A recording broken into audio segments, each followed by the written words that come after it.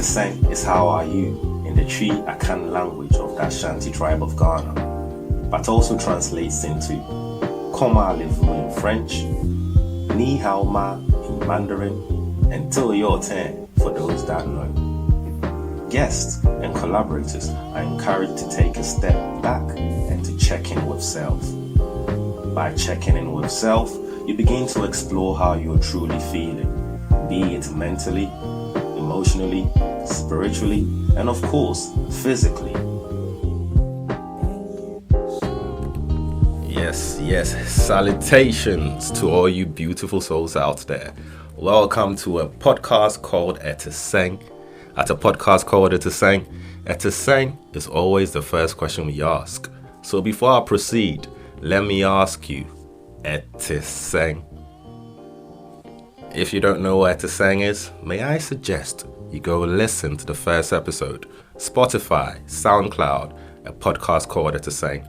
Quick 2-minute trailer to give you the mission statement and what the podcast is all about. So today we have a very, very special guest.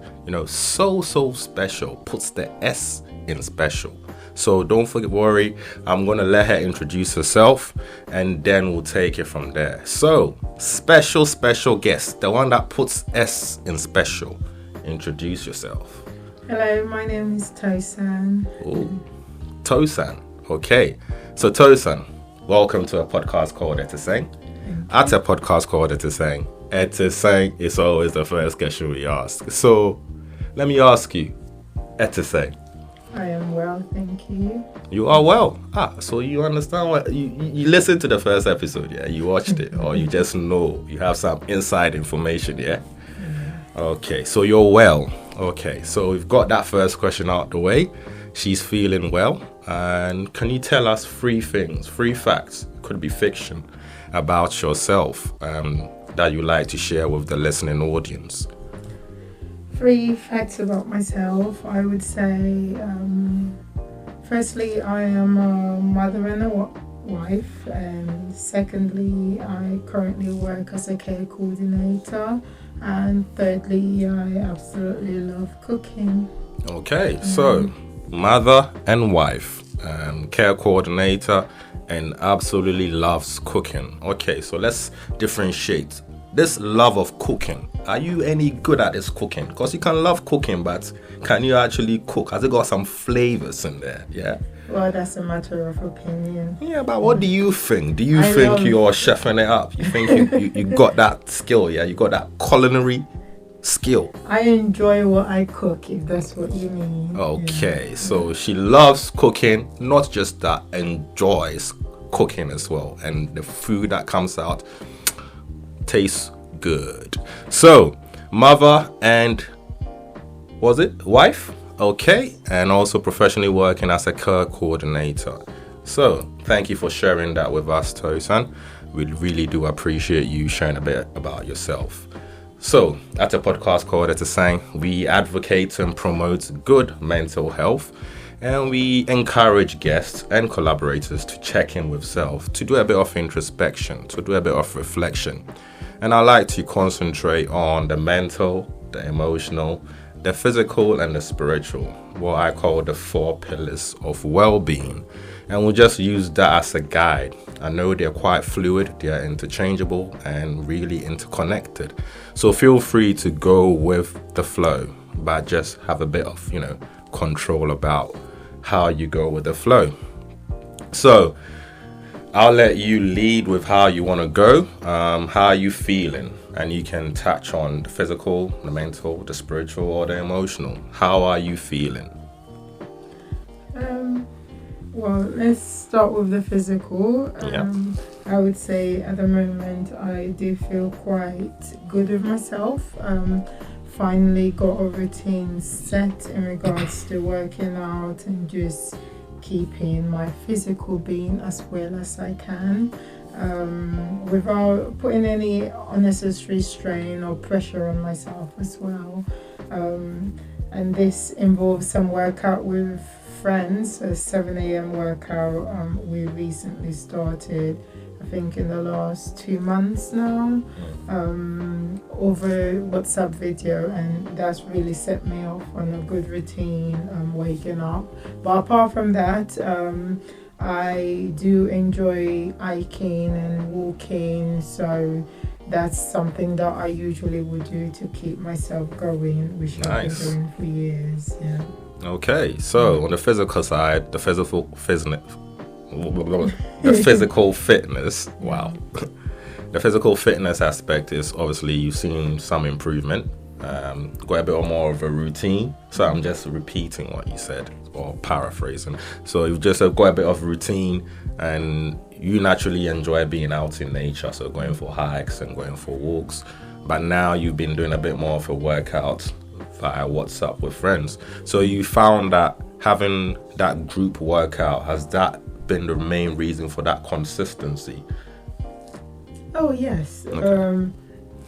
Well, I do like alone time, but Naturally, when it comes to working out, I've always enjoyed something that involves other people, because you push each other and just drive each other really. So I used to play tennis quite regularly with friends, and with the pandemic and everything that came with it, that became a bit harder, and also just getting caught with other stuff like work, so not having the time to do what I usually would do. So with the timing of this and the way it's set up, being via video chat, it's been a lot easier to involve myself and like keep into it really. Oh, that's nice. So there are some benefits of group work. Alone time is always something I advocate, but there are some activities that you are able to maintain and be a bit more consistent when you are in a group, and a workout is one of those activities. So shout out to your 7 a.m. workout crew. Let's keep doing what we keep doing. Jeez. All right, so that's the physical. Looks like the physical's got some sort of balance going on.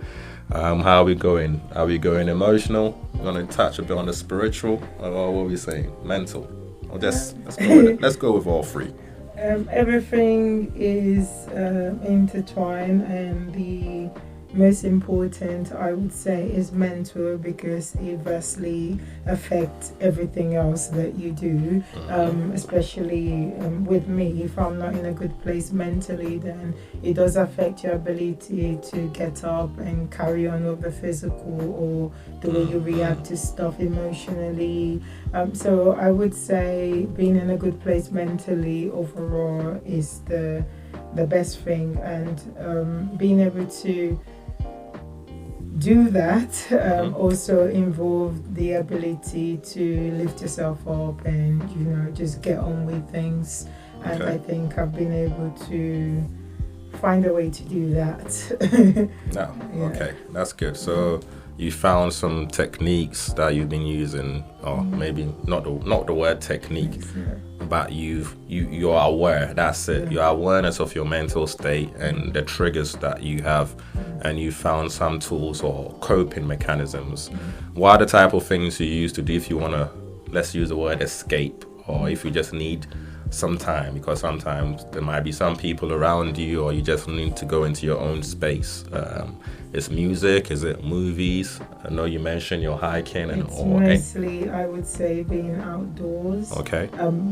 Sometimes with other people, but mostly by myself, because without music, sometimes for me, when I'm going for long walks, I don't usually like to have music, because it's a distraction from actually my thoughts. So the purpose of being able to go hiking is freeing your mind, and when you're listening to lyrics, you're just focusing on those lyrics rather than what's really going on. So I have been doing monthly catch up with one of my close friends, and in that time we just pick a location and we just set off on our long walks. Sometimes I would say that's more of an hike, because we go into the woods, but it's not just based on that. Sometimes we just go for hours of walk on the main street, so there's not too much planning that goes into it, but the main thing is just being outside.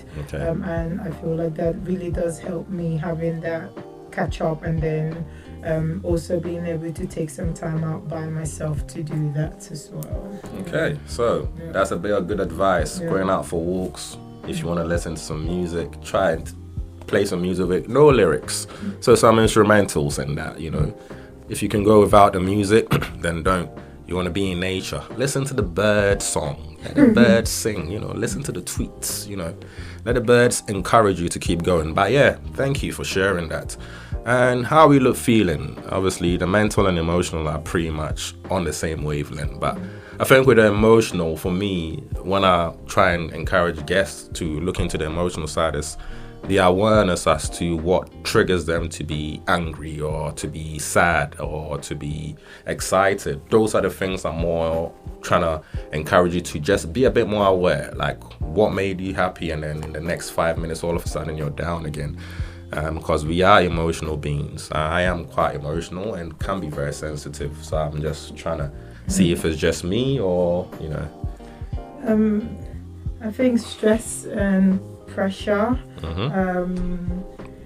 with like my work being in care, that's one of the areas that's been really affected by the whole pandemic. Because to go into more details, I work in a domiciliary care company, so we look after people in their own homes, so which is just a bunch of carers going from house to house, visiting people and making sure that their basic everyday needs is catered for. Yeah. And the risk that comes with this, it's not only apparent to the carers but also the elderly that we're looking after, because suddenly they have reluctance to having people coming into their homes, although they know that they also need these people to come into their homes because they can't do the everyday things that they normally do. Okay. So it's just having that extra fear and being able to reassure people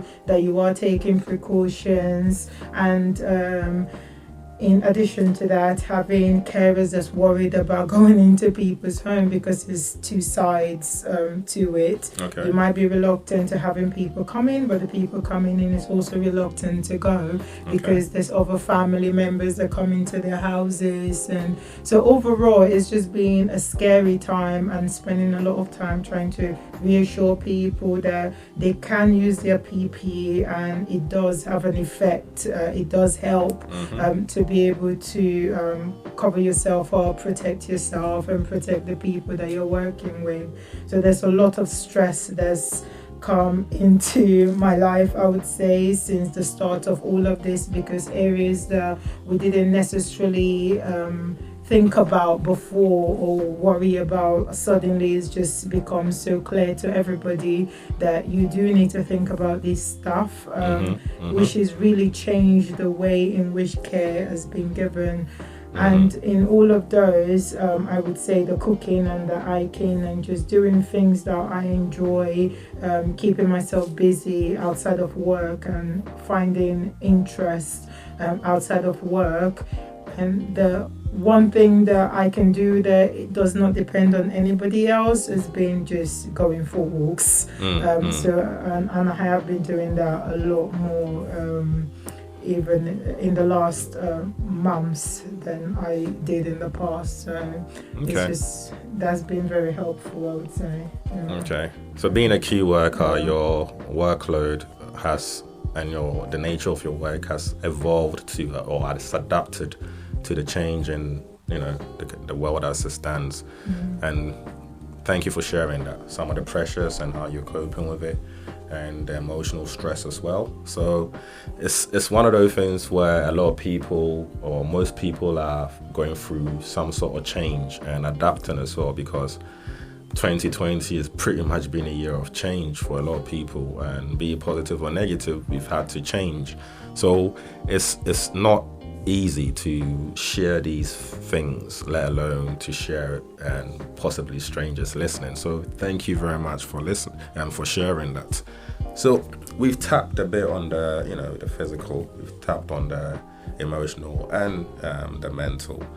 How about spiritually? I know that obviously most places of worship have been closed, But for you, how have you been coping? How would you say your spiritual status or your spiritual?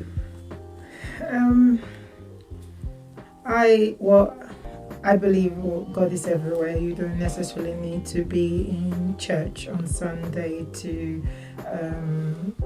have your beliefs and do your prayers or whatever it is that you do, really, because it's between you and your God or whoever you look up to. So for me,